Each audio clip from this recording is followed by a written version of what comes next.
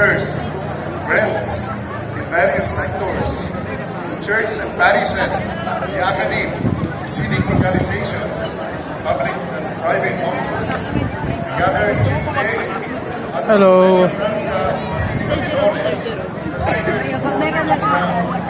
not for a fiesta celebration, but for a mission to raise our collective voice against corruption, against the theft of the people's money, against the betrayal of the Ano po, sir? Ginagawa nila? Darius. Oh, tayo ay narito thank you, Darius. Okay. lamang sa isang Ano po yun? Ginagawa nila, sir? tayo ay narito iayan ang ating damdamin, ang ating kain sa kabulian, ang ating sigaw ng Magupo na kayo dyan. pamaba. Upo na sila. Basta iwan nyo na lang sa guard, ano? Fausto, ikaw na bahala, 10. Pag huwag, mabigat yan. Patulong ka namin sa guard.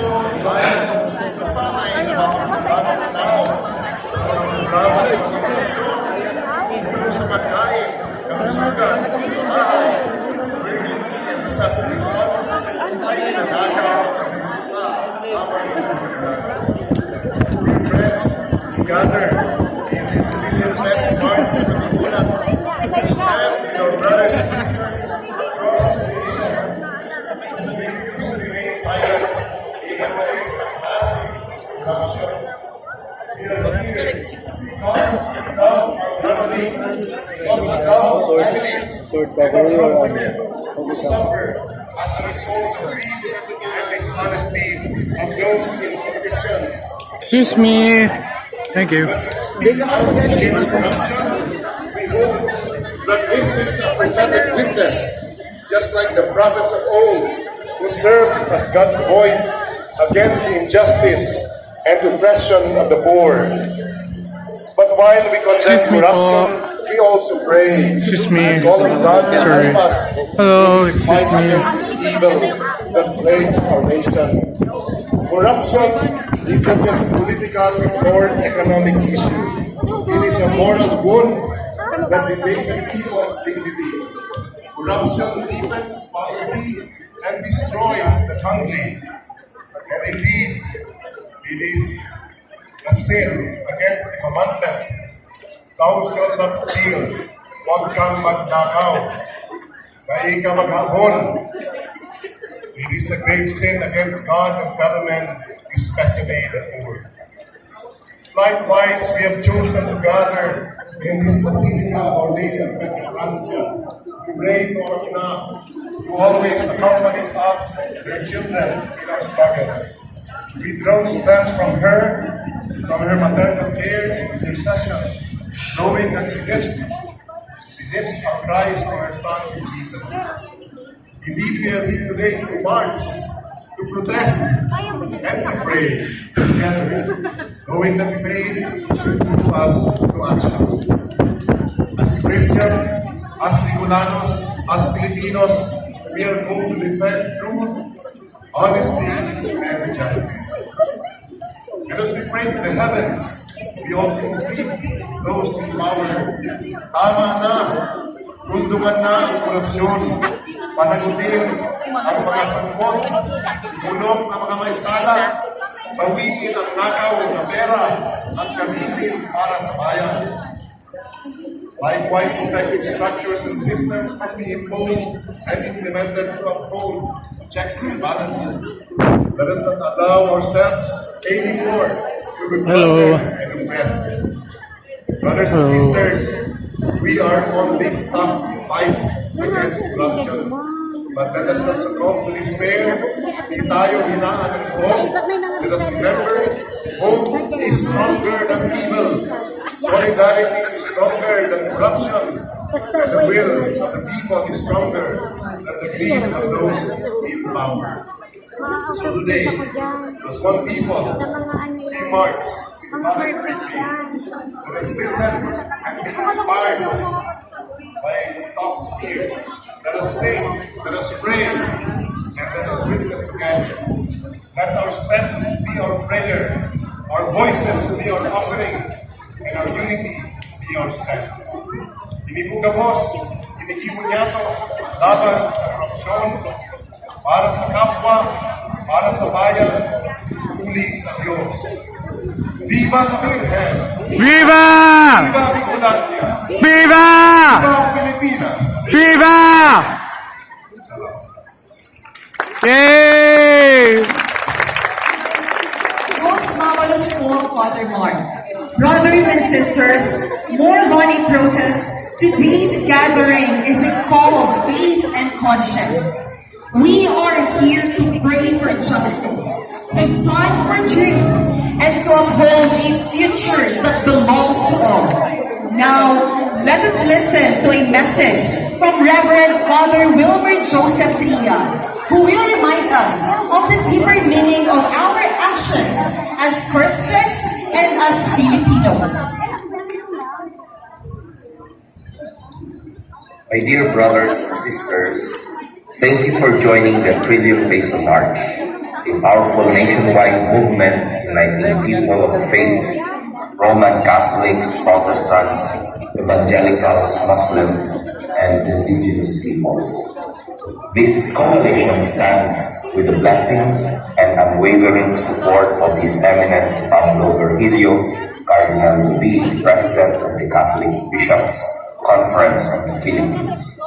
Today, as we echo the historic Trillion Peso March held at EDSA on September 21, we reaffirm our righteous anger and unyielding moral resolve. Our fire for justice will burn brightly until corruption is uprooted and accountability prevails. Your presence here, alongside thousands more across the nation, signals that our collective voice is growing stronger. This morning at Club Filipino in San Juan City, our coalition launched the Trillion Peso March movement. Our faith leaders are committed to guiding their flocks toward justice, shielding them from the plunderers who exploit our nation's resources. Today we stand united in our demands, clear and non-negotiable. The first one is to expedite prosecution of corruption cases. The judiciary must act swiftly to investigate, prosecute, try, and sentence legislators, government officials, and contractors guilty of corruption and plunder. Justice delayed is justice denied. Let us demand accountability now. Number two is forfeiture and recovery of illicit assets.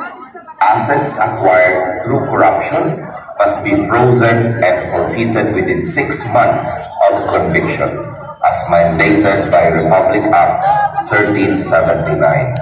Recovered funds from fraudulent or unverified projects must be returned to the National Treasury with interest calculated at the prevailing legal rate and redirected to vital social services like healthcare and education. Number three, full transparency in public projects, assets, and proceedings.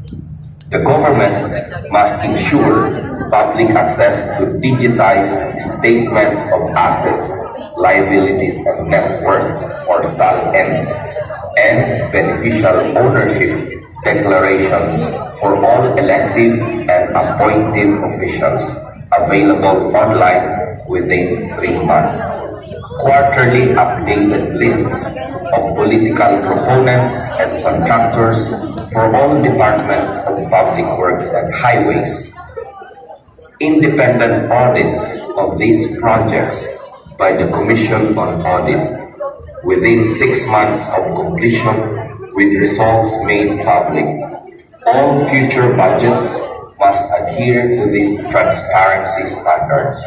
All Independent Commission of Integrity, these ICI proceedings, including audits and investigations, must be live streamed and archived online for public scrutiny. Though I cannot join you today due to the National Convention of the Catholic Educational Association of the Philippines here in Manila, my heart and spirit march with you. This is only the beginning. We will continue to rise, rally, and resist until God's kingdom of justice and peace is realized in our beloved nation. Let this protest be a prayerful and peaceful stand for truth, for accountability, and for the love of God and country. March on, and may God guide and protect you all.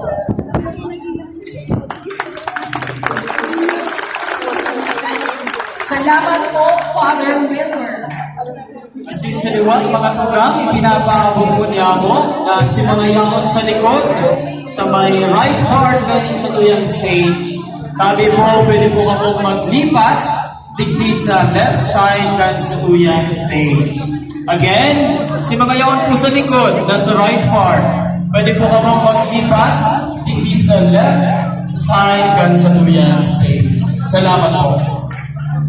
Mga tugang, they say that the youth are the hope of the nation.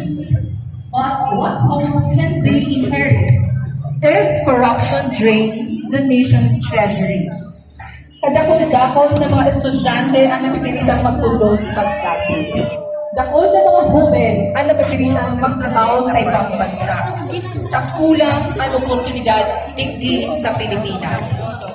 Alagad sa ibong kaini, uya ang mga kahubenan, dai nakitila, dai nagkakauntong, malinaw ang sa indagad rangay, na isindama akit kan raot, asin sa lang sistema, na isindama tubot, na korupsyon, at pagligta kan sa indang Ngayon, inapakita nila na ang kinabukasan ay hindi hinihintay, kundi nililikha.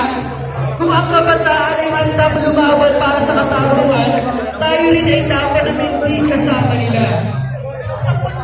Ini mga tugang, Salamat. sa tuyang kamugon ang mga mensahe haring sa sektor ng kahubenan, asin mga estudyante, mga boses na nagpatahiling dahil sa ibang tingog, pakulang pangampunan, kundi panuntugan para sa justisya asin pagbabago.